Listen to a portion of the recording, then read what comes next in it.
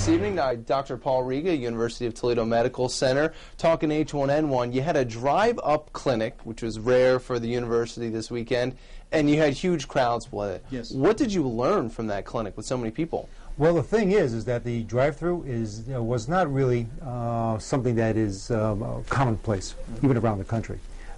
So what we wanted to do was we wanted to test the system to see how well we could deliver the vaccines in a timely fashion. And also at the same time to figure out how to integrate all the various agencies that would take part, our volunteers, student volunteers, resident volunteers, and see how they would work together in this kind of a setting. For one reason, for H1N1. However, the same idea would be used for any other type of natural disaster, whether it's dispensing water, whether it's dispensing doxycycline or something of that sort. So we wanted to get the kinks out, all right? And so we learned a lot. We did make our mistakes in the process, but we learned from that. Okay, we're writing this stuff down. We have a hot wash or an after-action report, right. And but by and large, we were very happy with the progress. We had we gave out over 700 doses of vaccines. Okay, so with the long line, you had people getting there early, even open it up a couple minutes early. Do you feel like people are starting to come around to the vaccine and are really starting to, when they hear that it's available, jumping on that opportunity? Yes. Oh, yes. You see that, you sense that, and the priorities may be shifting as far as who's getting the vaccines and who's not getting the vaccines, and that's all coming from the CDC. It also is coming from what kind of medications we're having. So we have to be flexible in how we do this.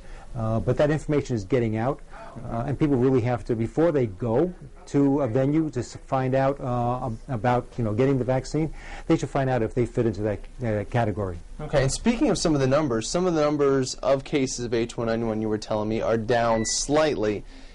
Is it good news, or is it kind of just a mirage, if you will, about how bad the problem is? It's not bad news. Okay, so that's okay. It's not bad news, but across the country, CDC has looked at the data and think there may be a little dip as far as number of cases, and number of hospitalizations, number of deaths across the country. All good. That's all good.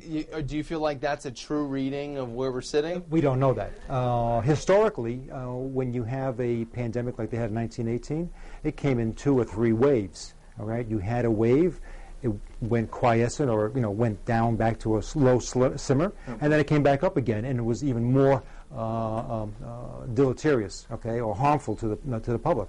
So if this is a true dip, it's our time, okay, to take a breath.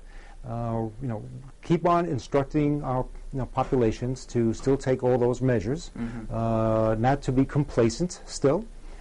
Get the vaccines, get whatever you need to get to protect yourselves as much as possible, and we'll see what happens, in 2 or 3 months from now. Dr. Paul Rega, thank you very much for your time. University of Toledo Medical Center, and that is tonight's Talkback.